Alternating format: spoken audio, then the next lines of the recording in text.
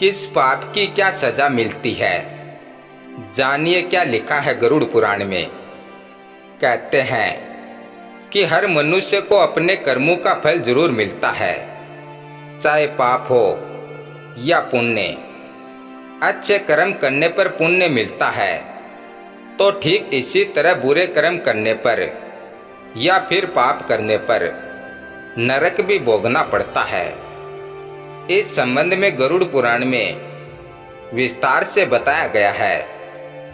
इसमें यह भी बताया गया है कि बुरे कर्म करने पर व्यक्ति को मृत्यु के बाद कौन सी सजा मिलती है और कौन सा नरक भोगना पड़ता है। तो आइए जानते हैं। नंबर 1, जो लोग दूसरों के पैसे लूटते हैं या फिर दूसरों का धन हड़पते हैं, उन्हें महापापी माना जाता है।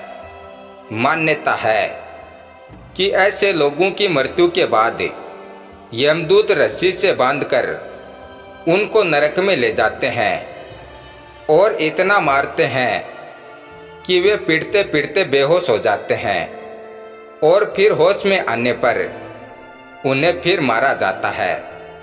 नंबर 2, जो लोग बुजुर्गों का अपमान करते हैं वे कभी सुखी नहीं रहते हैं। उनको अपने किए की सजा इस जन्म में ही मिल जाती है, वहीं मरने के बाद भी उन्हें नरक भोगना पड़ता है। गरुड़ पुराण में बताया गया है कि जो लोग बुजुर्गों का अपमान करते हैं, उन्हें नीचा दिखाते हैं या फिर उन्हें सताते हैं, तो ऐसे पापियों को नरक में आग में झोंक दिया जाता है।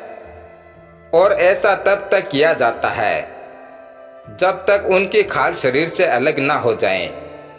नंबर 3, ऐसे लोग जो अपने स्वार्थ के लिए निर्दोष जीवों को मार डालते हैं, उनके लिए भी नरक भोगना तय है।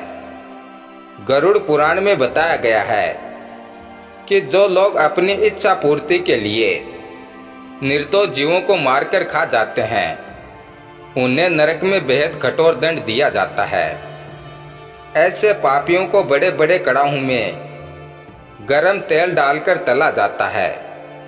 नंबर 4, गरुड़ पुराण में बताई गई धर्म कर्म की बातों में यह भी कहा गया है कि जो लोग जानवरों की बलि चढ़ाने के बाद उनके मांस का सेवन करते हैं, ऐसे लोगों को नरक में लाकर जानवरों के बीच में ही छोड़ दिया जाता है।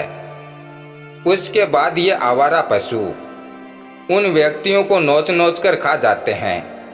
धन्यवाद।